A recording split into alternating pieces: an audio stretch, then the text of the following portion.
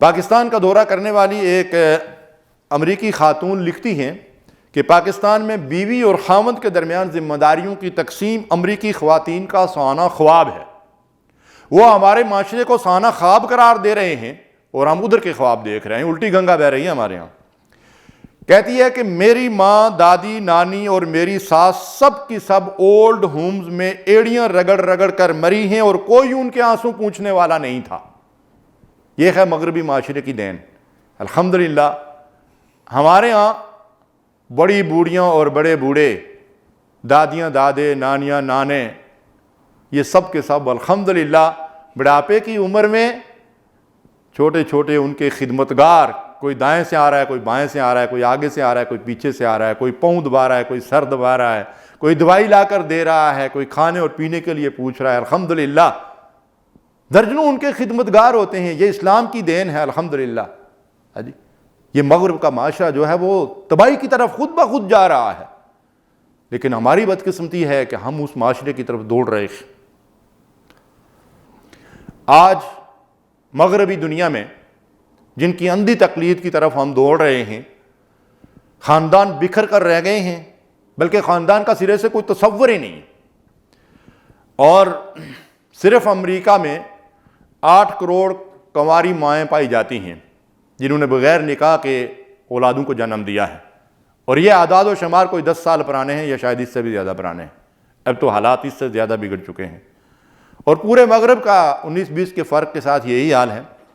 سورہ روم کی آیت نمبر 21 ہے، جس میں اللہ تبارک و تعالی نے شادی کا ایک واضح مقصد یہ بیان فرمایا کہ مرد اور عورت کے درمیان باہمی الفت و محبت کی نشو و نما ہو اور سکون اور اطمینان سے وہ باہم مل کر زندگی گزار سکیں۔ دوسری چیز ہے شادی معاشرتی ضرورت، جسمانی صحت کی حفاظت اور نبی صلی اللہ علیہ وسلم کی سنت ہے۔ اللہ کے حبیب علیہ الصلوۃ والسلام نے فرمایا کہ النکاح من سنتی فمن رغب عن سنتی فلیس منی۔ نکاح میرا طریقہ ہے، میری سنت ہے، اور جو اس سنت سے انحراف کرے اور بغیر نکاح کے زندگی گزارنے کا دعوے دار ہو، فلیس منی، وہ ہم مسلمانوں میں سے نہیں ہے، اس کا طریقہ اور راستہ اسلام والا ہرگز نہیں ہے۔ شادی کے مقاصد میں سے ایک اہم بات یہ بھی ہے کہ شادی 2 خاندانوں کے درمیان قربت اور محبت کے رشتوں کو استوار کرنے کا ذریعہ ہے۔ شادی حسب و نسب کی حفاظت اور نسل انسانی کے ارتقاء اور نشو و نما اور خاندان کے تحفظ کا ذریعہ ہے، اور اولاد کی بہترین تعلیم و تربیت اس کے بغیر ممکن نہیں۔ شادی اور نکاح کے ذریعے سے مرد اور عورت اپنی عفت اور عصمت کی حفاظت کرتے ہیں۔ نبی کریم صلی اللہ علیہ وسلم نے فرمایا کہ تم نکاح کیا کرو کہ بد نظری سے روکنے اور شرمگاہوں کی حفاظت کرنے کا ذریعہ ہے۔ یہ بد نظری بڑی مصیبت ہے۔ میں نے پہلے بھی ایک موقع پر آپ سے عرض کیا کہ سب سے پہلی چیز جو ہے نظر کے اوپر اللہ تبارک و تعالیٰ پیرے بٹھا رہے ہیں۔ مرد اور عورت کو حکم دیتے ہیں کہ کسی غیر محرم کی طرف جو ہے وہ نظر اٹھا کر جان بوجھ کر نہ دیکھیں۔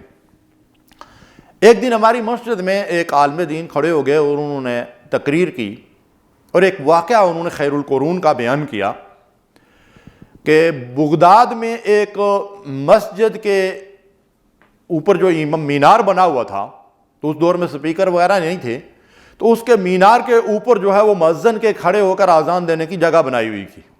تو وہاں کھڑے ہو کر مؤذن اذان دیتا تھا، تو چونکہ وہ اونچی جگہ پہ کھڑا تھا تو قریب میں ایک عیسائی خاندان رہتا تھا، اور اس عیسائی خاندان کی ایک لڑکی انتہائی حسین و جمیل اور خوبصورت تھی۔ تو اس مؤذن نے جب اپنی نگاہ اس پر ڈالی تو یہ اس پر فریفتہ ہو گیا، اور اس نے اس گھر میں جا کر اس کو نکاح کا پیغام دیا۔ تو لڑکی نے انکار کر دیا کہ میں عیسائی ہوں اور کسی مسلمان سے میرے والدین جو وہ شادی کے لیے راضی نہیں ہوں گے۔ تو اس نے کہا کہ میں عیسائیت قبول کر لیتا ہوں۔ انا للہ و انا الیہ راجعون۔ اس نے عیسائیت قبول کر لی، نکاح ہو گیا، شادی ہو گئی، اور چند ہی دنوں کے بعد وہ سیڑھیوں سے نیچے اترتے ہوئے گر پڑا اور اس کی موت واقع ہو گئی۔ ناظرین کرام، اللہ تعالیٰ اس دنیا میں ایسے واقعات اس لیے رونما کرتا ہے تاکہ ہمیں عبرت حاصل ہو۔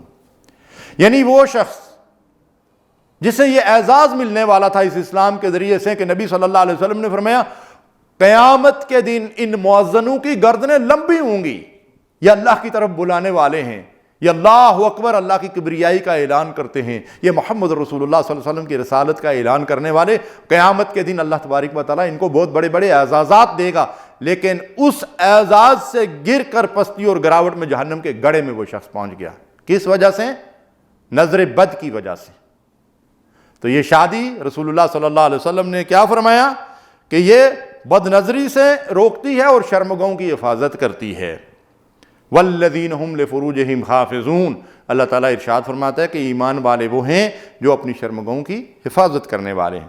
شادی کے مقاصد میں زندگی کی تکمیل اور احساس ذمہ داری کا شعور بھی ہے کہ یہ انسان کے اندر جو ہے احساس ذمہ داری پیدا کرتی ہے، اور مقاصد زندگی کی تکمیل جو ہے اس کے بغیر ممکن نہیں ہے۔